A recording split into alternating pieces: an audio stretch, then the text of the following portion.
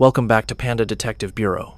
Today's case is one of the strangest, most uncomfortable, and most perplexing unexplained deaths ever recorded in Japan. It involves a tiny countryside village, an old-style outdoor toilet structure, a narrow waste pipe impossible for most adults to enter, and a respected young man found inside it, in a position that made investigators question everything they thought they knew. This is a case that is bizarre, unsettling, and truly difficult to make sense of. Our story takes place in 1989, in a small rural settlement called Tsunemura, located in Fukushima Prefecture, Japan. It was an ordinary winter evening, quiet, cold, and peaceful. Around 6 p.m., a 2-3-year-old female elementary school teacher returned to her staff housing next to the local school. She was simply going home to use the bathroom, but when she looked down into the squat-style toilet, one of the traditional pit-style toilets common in rural Japan at the time, something caught her eye. A man's leather shoe was floating in the waste. Confused, she leaned in for a closer look. That's when she realized this wasn't just a shoe. Something was wrong. Before we continue, it's important to understand the toilet's design. It was not a modern flushing toilet. It was a pit latrine, consisting of a deep underground waste cavity. Above it was a narrow drop opening where people squatted. Behind the building, outside, there was a separate access pipe, used by waste removal workers to vacuum out the pit. Think of it like a U-shaped or concave-shaped structure. One opening was inside the bathroom. The other opening was outside the building, both connected to the same underground space. The female teacher saw the shoe from the indoor side, so she ran outside to check the external waste pipe opening. She looked in and froze because she saw a human foot sticking out. She screamed for help. Neighbors gathered. Police and firefighters arrived. Rescue workers quickly realized a man's body was stuck inside the narrow sewage pipe. He appeared to be deceased. He was tightly wedged, with no space to move. The winter cold had already taken its toll. Pulling him out from above or below was impossible. The next day, authorities brought in an excavator and a crane. They dug up the entire pipe structure from the ground and hoisted it upward. Photos from the scene show the pipe's small, rigid diameter, barely wide enough for an adult torso. Because the pipe was extremely solid, police had no choice but to break it open, to remove the body. When the remains were finally freed, crowds watching gasped. The man inside the pipe was shirtless on the upper body, holding his neatly folded jacket in his arms, tightly curled in a fetal position, wedged so perfectly that movement or escape would have been impossible. This posture is commonly observed in extreme confined space deaths, where lack of oxygen, cold, and pressure force the body into a curled position. But even knowing that, the sight was shocking. So who was he?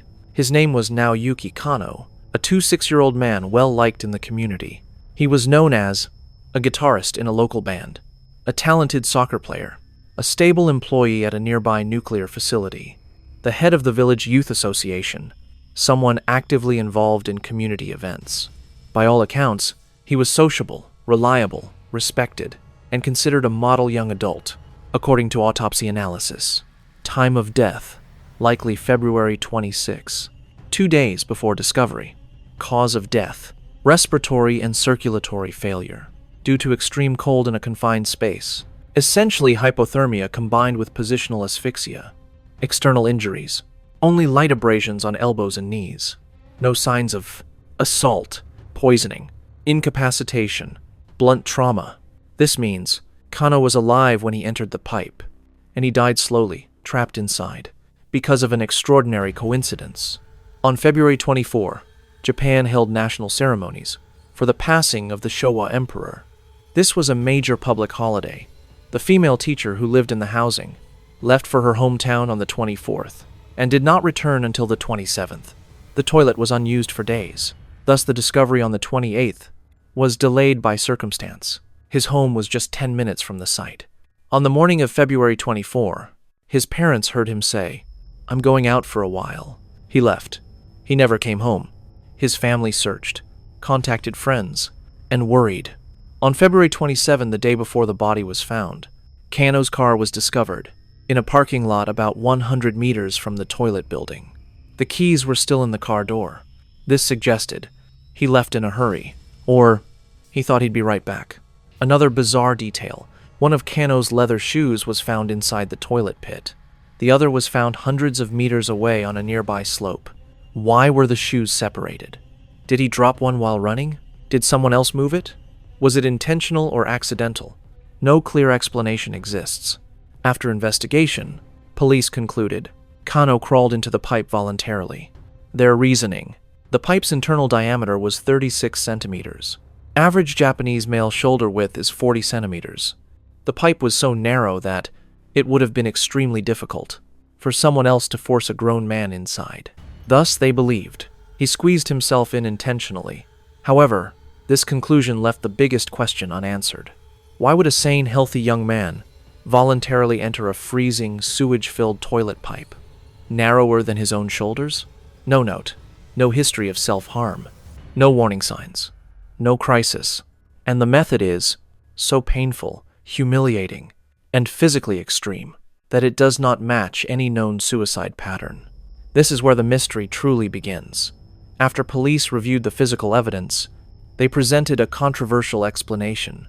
Kanno might have been attempting to peek into the toilet from the exterior cleaning pipe and accidentally slipped inside.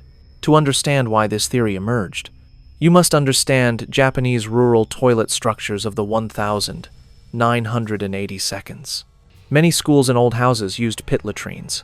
The outside waste pipe was sometimes used by teenage boys attempting to spy on girls or female teachers. Several documented cases existed of boys being caught doing this. In rare situations, people became stuck in these structures. Because of this historical context, police concluded it is possible Kanno attempted to look inside and lost his balance, becoming trapped. But while this explanation seemed convenient, the public overwhelmingly rejected it. Police based their reasoning on 1. Position of the body. Kanno was curled in a tight fetal position. In rare voyeur entrapment cases, people sometimes get stuck in awkward, cramped positions. 2. Clothing condition. Kanno's upper body was bare, but his clothes were in his arms.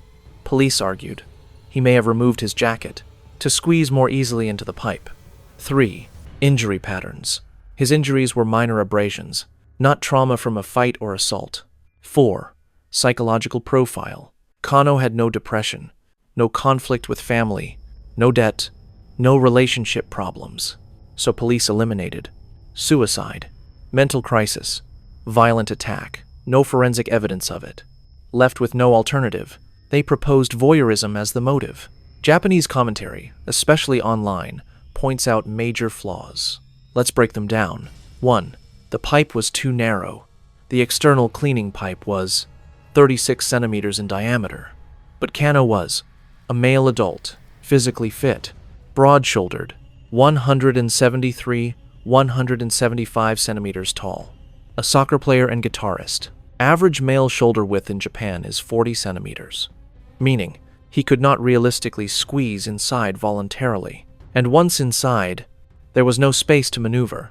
His arms and legs were pinned. This is why firefighters had to dig the pipe out of the ground, break it open with heavy tools, extract him piece by piece. If trained rescue teams struggle, how could one man descend alone? 2. The position was too deep inside the pipe. Kanno's body was located several feet down the vertical shaft, far deeper than a person leaning in would reach. In a fully curled position, with knees pulled tightly to chest, this position is incompatible with a person simply leaning in to peek. To be in that position, he had to insert his entire body, fully commit to crawling inside, pass through a narrow drop, then become wedged upside down, or sideways at the bottom. Japanese analysts argue no voyeur goes that far into a pipe. 3. Kanno was not the type. People who knew him described him as respectable, kind, responsible, socially active, heavily involved in local community work. He was president of the village youth association. He had a stable job at the power plant. He was trusted enough to work around sensitive facilities. No one, not even anonymously, ever suggested he had a voyeuristic habit. He had zero history of such behavior. 4. Risk level makes no sense. Why would a respected young adult undress in freezing weather, climb behind a school teacher's home, crawl into a sewage pipe, try to peek at someone using a toilet, despite the extreme physical risk? and with no history of such conduct. For many Japanese viewers of the case, this scenario does not match human behavior. 5. The jacket folding makes no sense. Kanno was found holding his jacket folded neatly across his chest. If entering for pleasure, panic, or curiosity, why fold the jacket neatly? Why hold it inside a sewer pipe? Why take off only the upper clothing? Nothing about this matches voyeur patterns. 6. The missing shoe locations make no sense. One shoe was in the toilet pit. One shoe was on a slope far away. If this was a single slip and fall event, why were the shoes separated so far apart? It implies multiple locations, multiple events, or someone moving items. When the case was covered on Japanese forums, several forensic professionals commented, "This is not how voyeur accidents occur. This looks like a misinterpreted body recovery." The physical positioning contradicts the theory, because Kanno's arms were folded, his chest squeezed, and his jacket neatly held. This looked more like someone who entered carefully or deliberately, not someone who fell or slipped, critics say, because every other explanation is even harder to accept. Let's list the possibilities. 1. Suicide. No motive, no precedent, bizarre method. 2. Accident, physically nearly impossible. 3. Voyeurism, socially damaging but plausible on paper. 4. Homicide. No trauma, no evidence of restraint. 5. Forced entry after unconsciousness. No injuries prove it. 6. Political involvement. No official support. So police chose the explanation that required the least confrontation with political, social, or forensic complexity. In Japanese online culture, this is sometimes summarized as the police chose the least embarrassing theory.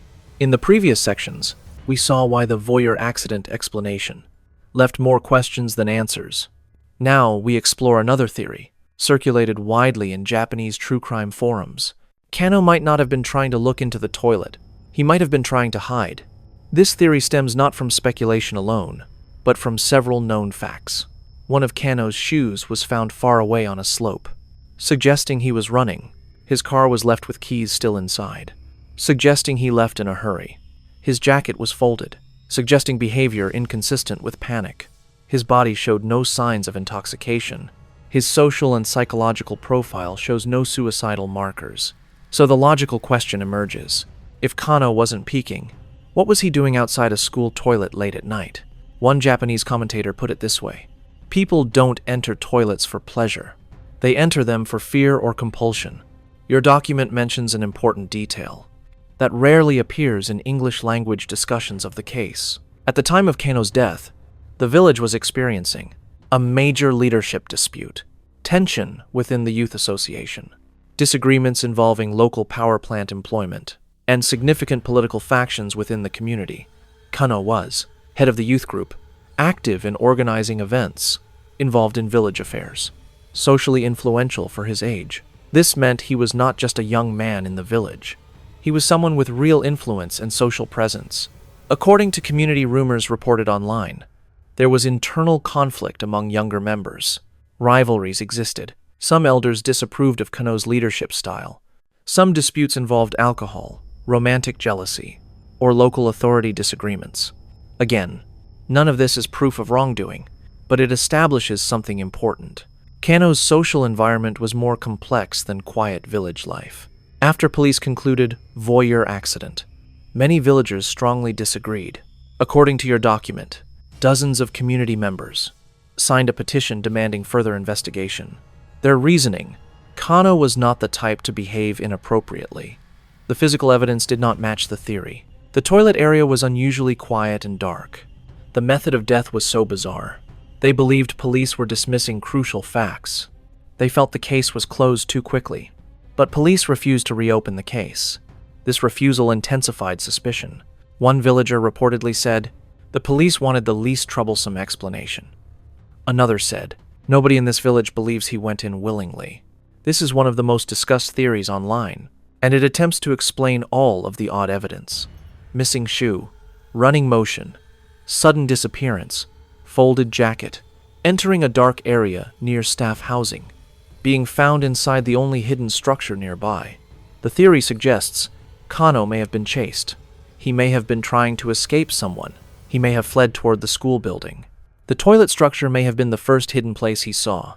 He may have attempted to hide within the exterior pipe, and then became fatally trapped. But even within this hypothesis, some details remain hard to justify.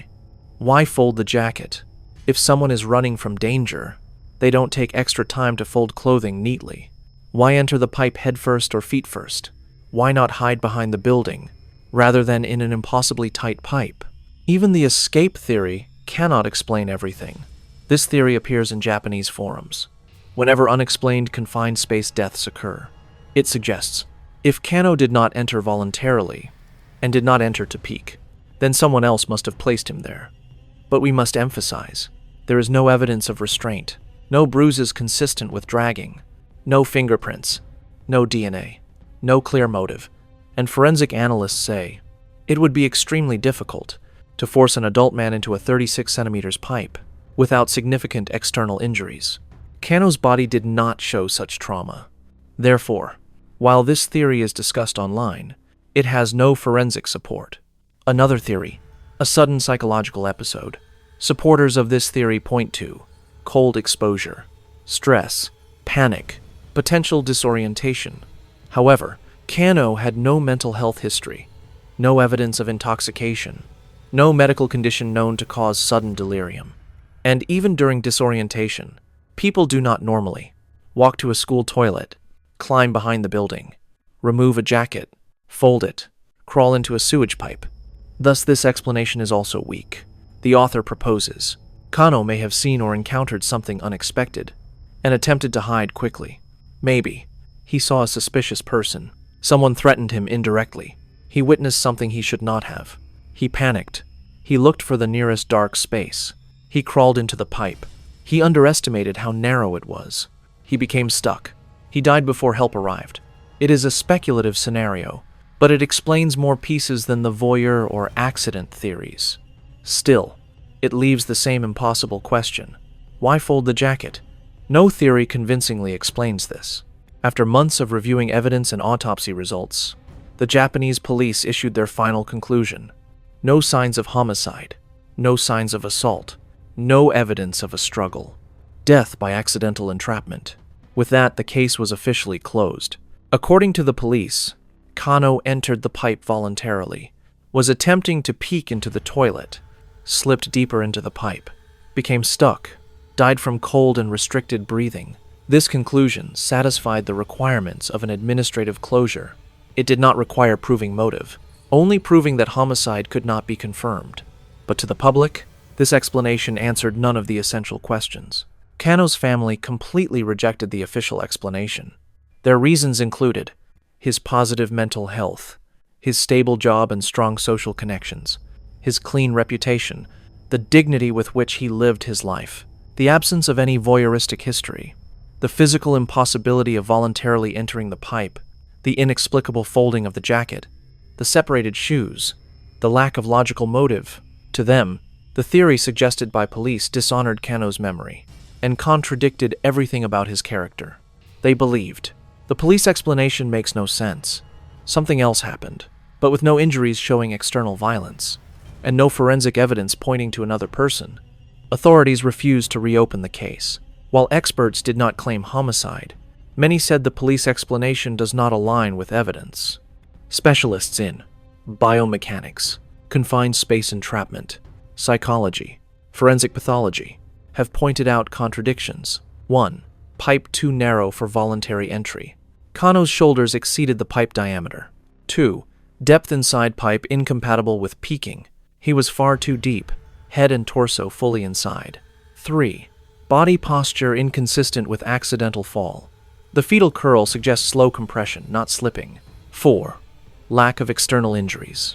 A fall or forced entry should leave more marks. 5. Folded jacket is inexplicable. No theory accident, voyeurism, or escape explains this. 6. One shoe far away.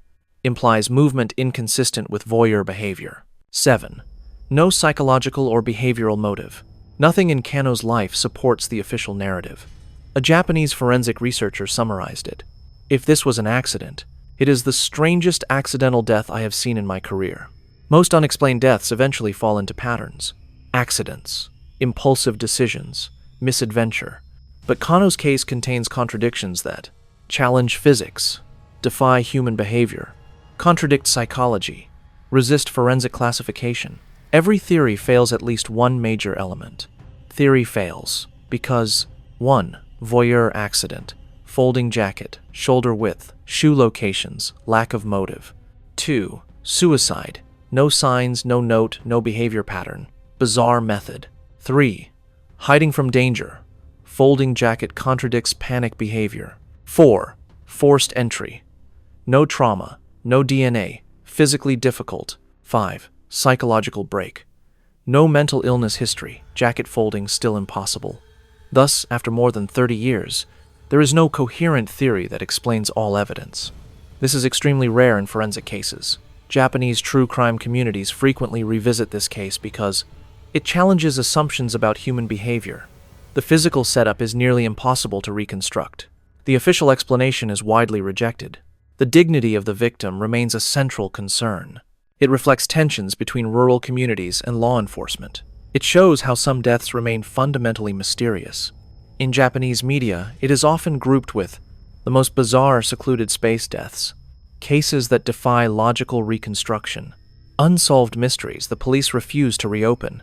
This case illustrates the limits of forensic science, the consequences of early misinterpretation, the difficulty of investigating confined space deaths, the social pressure on police to avoid scandalous explanations, the frustration families endure when answers never come.